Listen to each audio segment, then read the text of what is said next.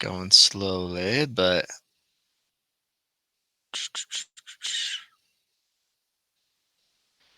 sometimes it takes a while to start recording. Okay, it looks like we have now started. So, all right, welcome everybody. This is actually our last live lesson, if you can believe that. Block goes by fast, and so we got a couple things that we need to do here. You'll have an assignment, and you will have your final kind of test, which is basically what your pre-test was. Okay. So let me share my screen with you real quick, and we will get going. All right, so here's our Nearpod. We'll get going in a second, but let me just kind of run through a couple things here. So if you jump into your course, if you missed any of the recordings, like last week, unfortunately, the microphone wouldn't work. I just had to jump off. So I have a recording from last block posted on there, just so you have the availability to see that, okay? If you go to course plan, okay, and you flip in here, you're going to see the calendar. Now, this is important because the 28th here, we got the last day of school. It's coming up really, really shortly. As you can see, this is the last live class that we're going to have. And then there's two things that are due, okay, on this Friday. We have the lesson 6 assignment, and then the final exam is due, okay? And I'll show you those in just a second. But you do have some time to catch up, okay? As you can see here. But I'd rather you guys just get done, right? So then you can spend time working on other classes or take a little bit of an early break. Okay, so a couple things here. We have our political quiz link. If you click on it, okay, it's going to take you to this research site, and all you got to do is push next, and you're able to go through and take that. That's what's due this week, okay? And how you do it is you'd go into the assignment, okay? You go into the assignment right here, and start it all up. And it just asks you a couple questions, okay? All it asks you is if you took the quiz, so meaning this political quiz right here, and then it asks you just where do you rank on the political spectrum, and you submit it. That's all you have to do, okay? So that's the assignment for that week, this week, as well as the final test, okay?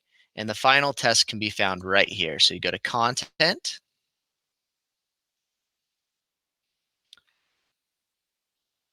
and then you just go to final test right here, and you got the final exam. I believe there's 25 questions, okay? It's the same as the pre-test, okay? So all I want to know is hopefully you get better on the post-test than you did the pre-test, just so we can show that you've actually learned a little something in here, okay? So that is what is due for this week, okay?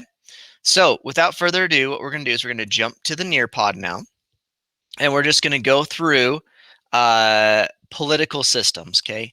And so we're focused directly on the United States. Now, sometimes, just so you know, I know this, politics can bring out maybe the worst in people. And so I'm not going to be talking about any ideology or anything like that. I'm just going to be talking purely political kind of history facts kind of thing, okay? And I will let you decide your own fate, okay, in your own political universe that you want to live in, okay? All right, so just so you know, this is going to be recorded for learning purposes.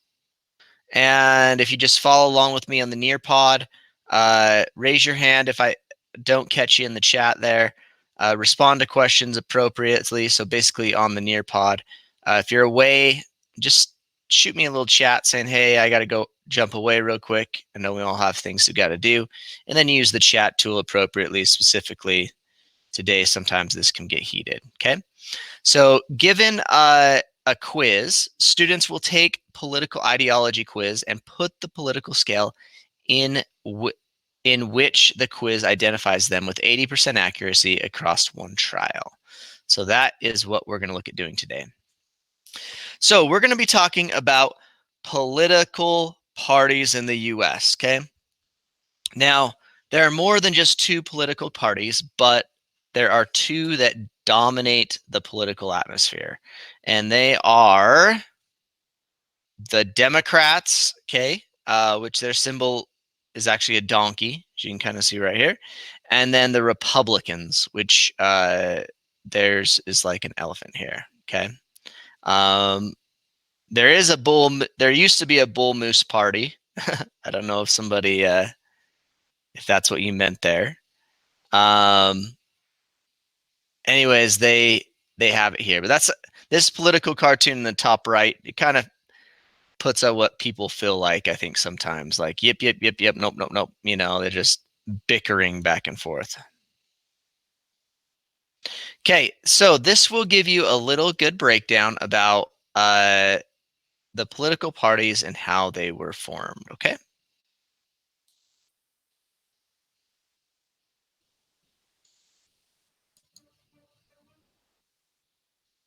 There are two main political parties in the United States, the Republicans and the Democrats.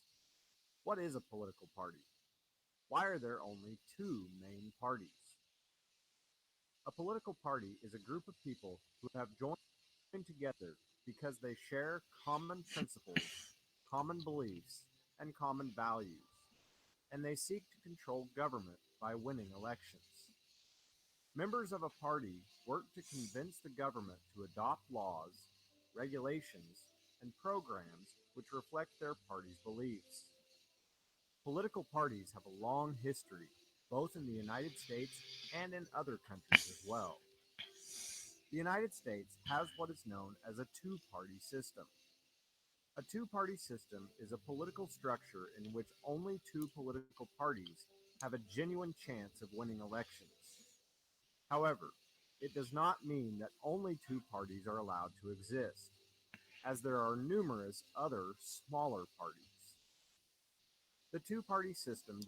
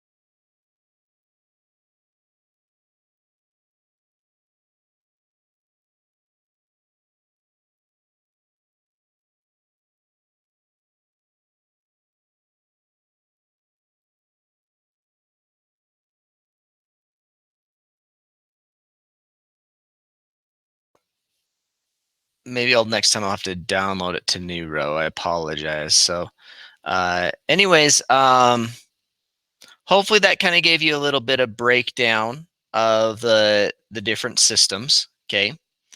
But let's kind of talk about what they talked about there. Okay, so political party. So political party are groups of voters with common interests who want to influence the government. Okay. The U.S. has two-party system because there are only two main parties that hold most of the power. Okay. So the function of political parties is one, to nominate a candidate, um, inform. Hold on, guys. I might disable the chat for a little bit. Okay. I know sometimes it can get a little. There's always something on there, right? Okay. I can open up the chat in a little bit after a while, but sometimes we get a little off topic and it gets political things get, as I said before, at the very beginning, heated. So, but let's just kind of stay on topic and then I'll open it back up in a bit. Okay, so functions of political parties. One is to nominate candidates. They also inform voters. They ensure candidates are qualified, and they help govern in Congress and state legislatures. And they also act as what they say like watchdogs for, especially for officials of the other party, right? And so that's where you hear kind of the bickering going back and forth, like this party did this or this person did this, and they're going to do this, right? And so that's why it can kind of get a little bit heated and stuff moving forward. Okay. All right, let's move on to the next page. Okay, so what's kind of interesting is somebody said they didn't know that there was actually like a Communist Party of the United States. So there's a lot of different parties out there. Okay, there's even third-party candidates that run. They usually do not win. So, for example, a third-party candidate that you may be familiar with is he actually caucuses with the Democrats, but his name is Senator Bernie Sanders. Okay. He's actually an independent. He runs as an independent rather than as a Democrat, but as a presidential candidate, I think he ran as he was trying to get the Democratic nominee, even though he was an independent, but kind of interesting.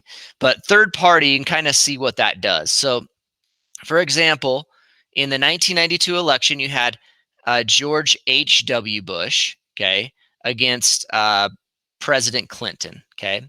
So President H.W. Bush was running against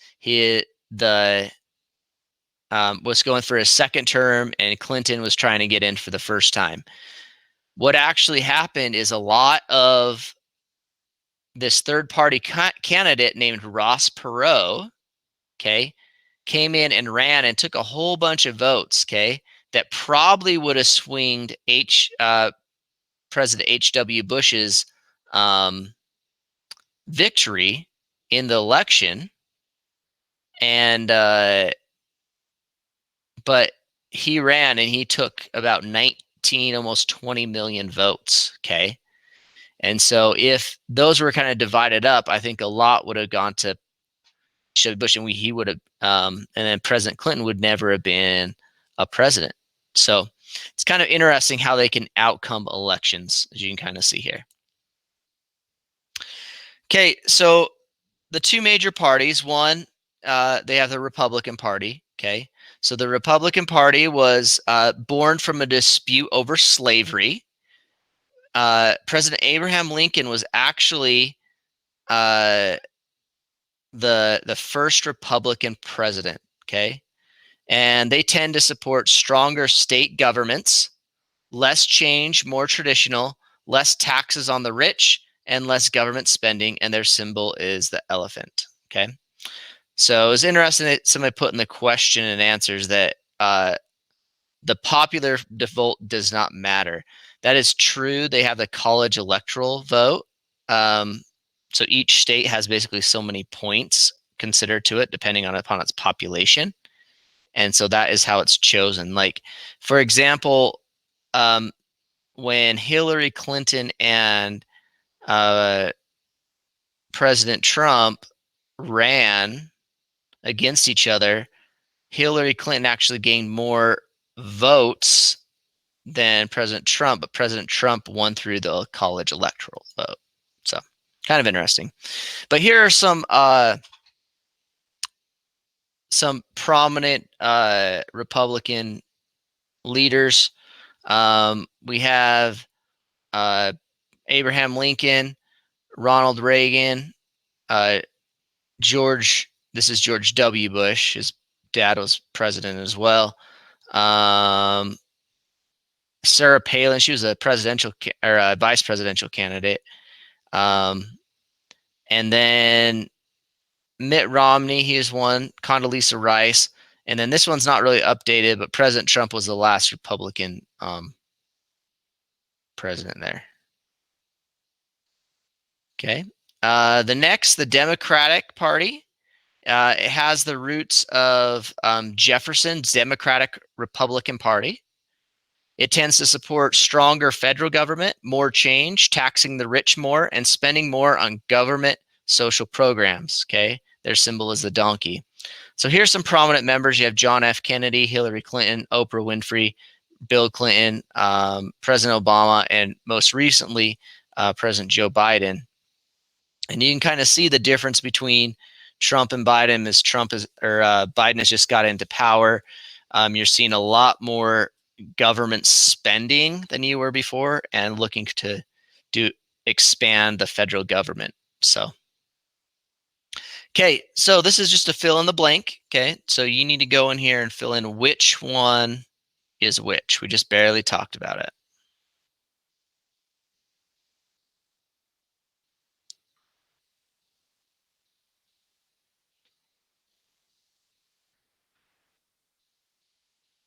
So Logan, if you look the exit ticket, it's just on the class. It's the you got to take the political theology quiz. I went over at the very beginning of class, so you may have to look at the recording to see what you got to do.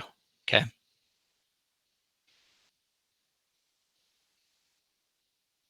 And then you have the final test that's due this week too. All right. Give you guys a couple more minutes to finish this up. Okay. As soon as you put these in the right place, make sure you press done, so it shows you what you got right. Okay, next, just a review, right? Democrats, strong central government. They're federalists, socially liberal, loose interpret of the Constitution, free market with limitations by the government, and they seem to lean towards the left, is what they call it, ideologically. And then Republicans, strong state government, anti-federalist, socially conservative, strict interpretation of the Constitution. They like more of the free markets, and then also they lean towards the right. Third party candidates, we kind of talked about there. Here's some more common third parties: the Libertarian Party, the Green Party, the Reform Party. A couple of things about them: they rarely win. However, they can affect the outcome of elections. So we talked about like Ross Perot stepping in the 1992 election. Reasons why they fell: there are not enough votes to get on the ballot. They have trouble raising money, and they lack name recognition. So you probably heard this, people to the right and to the left. So if you actually look at basically a Congress, or even you go down to the state capitol, you will see that if you're sitting there off to the right, okay, you will have the Republicans sit on the right and the Democrats sit on the left. And that's if you're facing kind of in the chambers, okay? And they call kind of people more to the right that they tend to more hold to traditional values, and the left people seem to support more of change in society and and that kind of stuff, okay? So this is your exit ticket, okay? So what you need to do is you go to the class, right? And you're going to go to let me go back real quick. It's under Unit 6. It's taking a second to come up. So politics, you're going to need to go to this link right here, okay? When you click on that link, it's going to take you to this website, okay? And then you're just going to push next, and you're going to take this. It's not very many questions, but it just says, like 17 questions. Which of the following statements comes closest to your views? And this is personal opinion, okay? The government should do more to help the needy Americans, even if it means going deeper into debt. Yes or no, right? The government cannot afford to go into too much to help the needy. Okay, so you pick one or the other, right? Then you just click next. And then it has a whole bunch of them, and then it will come out to where you lead it. So like you are moderate something, right? Or you are this. Okay. So what you need to do is you'd go into your quiz here, and it just asks you 2 questions, okay? It says, did you take the quiz? So just taking the quiz, you just get points. You just press true, right? And then you just have to put in your ideology and push submit, okay? And then the last thing you need to do is take the final test by Friday. And that is it for the class, okay? So somebody had a question. They say, what do you mean by traditional, okay? So traditional means following basically the Constitution the way it was written, okay? It really breaks down to the Constitution. So for example, here's kind of a big one. The Second Amendment talks about the right to bear arms, okay? So Republicans would say, well, what that means is everybody has the right to guns. They can have a gun, they can, that kind of stuff. The Democrats say, well, that was written back in, the 1700s, and things have changed today, and they may have a right to have guns, but there should have a lot of restrictions on it because of things that are going on in society. Okay, so that would kind of be a difference between the two. One thing. So hopefully that answered your question there. Okay, I will put the chat back up now to see if you guys have any questions in regards to that about the lesson or anything. Okay, I'm going to stop recording.